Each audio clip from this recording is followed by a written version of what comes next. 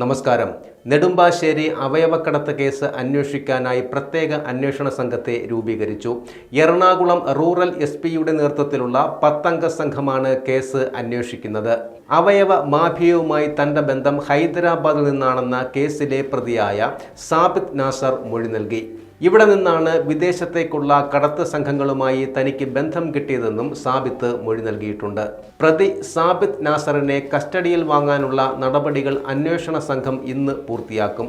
തുടർന്ന് അങ്കമാലി മജിസ്ട്രേറ്റ് കോടതിയിൽ കസ്റ്റഡി അപേക്ഷ നൽകും. സാബിത് നാസർ ഇരയാക്കിയ പാലക്കാട് സ്വദേശി ഷമീറിനായുള്ള അന്വേഷണത്തിലാണ് പോലീസ്. ഇയാളെ കണ്ടെത്തി പരാതിയിൽ തുടർ നടപടികൾ എടുക്കാനാണ് തീരുമാനം. അവയവക്കടത്ത് നടത്തിയവരിൽ ഭൂരിഭാഗവും ബംഗളൂരു, ഹൈദരാബാദ് നഗരങ്ങളിലെ യുവാക്കളാണെന്ന് സാബിത് നാസർ പോലീസിനോട് സമ്മതിച്ചിരുന്നു. ഇതിനിടെ രാജ്യാന്തര അവയവ മാഫിയ സംഘങ്ങളുമായി പ്രതിക്കുള്ള ബന്ധത്തിൽ കേന്ദ്ര ഏജൻസികളും അന്വേഷണം തുടങ്ങി. രാജ്യത്തിൻ്റെ വിവിധ ഭാഗങ്ങളിൽ നിന്ന് 2019 മുതൽ അവയവക്കടത്തിന് ഇറാനിലേക്ക് പ്രതി സാബിത് നാസർ അടങ്ങുന്ന സംഘം ആളെ എത്തിച്ചിരുന്നു. ഇതിൽ 19 പേരും ഇന്ത്യക്കാരാണ്. വൃക്ക നൽകാൻ തയ്യാറായി 2019 ഹൈദരാബാദിലെത്തിയതായിരുന്നു സാബിത് നാസർ. എന്നാൽ ആ നീക്കം പാളിയിരുന്നു. പക്ഷേ അവയവ മാഫിയ സംഘങ്ങളുമായി ഇയാൾ ബന്ധമുറപ്പിച്ചു. പിന്നീട് ശ്രീലങ്കയിലും കുവൈറ്റിലും അവിടെ നിന്ന് ഇറാനിലും വ്യാപിച്ചു കിടക്കുന്ന രാജ്യാന്തര അവയവ മാഫിയ സംഘത്തിലെ മുഖ്യ കണ്ണിയായി ഇയാൾ മാറി.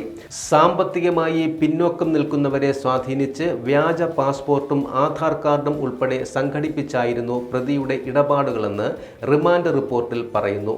ഇറാനിലെ സ്വകാര്യ ആശുപത്രികളിലാണ് ശസ്ത്രക്രിയ നടത്തിയിരുന്നത്. സംഘത്തിലെ മറ്റ് ഏജന്റുമാർ വഴി അവയവം ആവശ്യമുള്ളവരെ ബന്ധപ്പെടും. ഇവരോട് ഫുൾ പാക്കേജായി 60 ലക്ഷം രൂപയ്ക്ക് മുകളിലാണ് ആവശ്യപ്പെടുക. വൃക്ക നൽകുന്നവർക്ക് ടിക്കറ്റ്, താമസം മുതൽ ചികിത്സാ ചെലവും പ്രതിഫലമായി പരമാവധി 6 ലക്ഷം രൂപ വരെയും നൽകും. വൻതുക ആശുപത്രിയിൽ ചിലവായെന്ന് തെറ്റിദ്ധരിപ്പിച്ച് ബാക്കി തുക മുഴുവൻ ഏജന്റിന്റെ പോക്കറ്റിലാക്കുകയായിരുന്നു പതിവ്. എത്ര പേരെ ഇയാൾ അവയവ കൈമാറ്റത്തിനായി സമീപിച്ചു, ഇവരുമായി നടത്തിയ സാമ്പത്തിക ഇടപാടുകൾ, ഇവരുടെ ആരോഗ്യസ്ഥിതി, ഇതിൽ എത്ര പേർ മടങ്ങി വരാനുണ്ട് എന്നീ കാര്യങ്ങളാണ് അന്വേഷണം. ഇരകളായവരെ കണ്ടെത്തി പരാതിയിൽ കേസ് രജിസ്റ്റർ ചെയ്യുകയാണ് ആദ്യ നടപടി. പ്രതിയുടെ ചാവക്കാട് സ്വദേശിയായ പങ്കാളിക്കായുള്ള തിരച്ചിലിലാണ് അന്വേഷണ സംഘം. കൊച്ചിയിലുള്ള മറ്റൊരു സുഹൃത്തിൽ നിന്നും മൊഴിയെടുത്തു.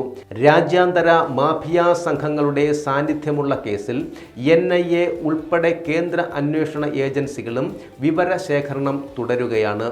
കൂടുതൽ ഗുരുതര സ്വഭാവമുള്ള കുറ്റകൃത്യമെന്ന തെളിവ് കിട്ടിയാൽ കേന്ദ്ര ഏജൻസികൾ കേസ് ഏറ്റെടുക്കാനും സാധ്യതയുണ്ട്.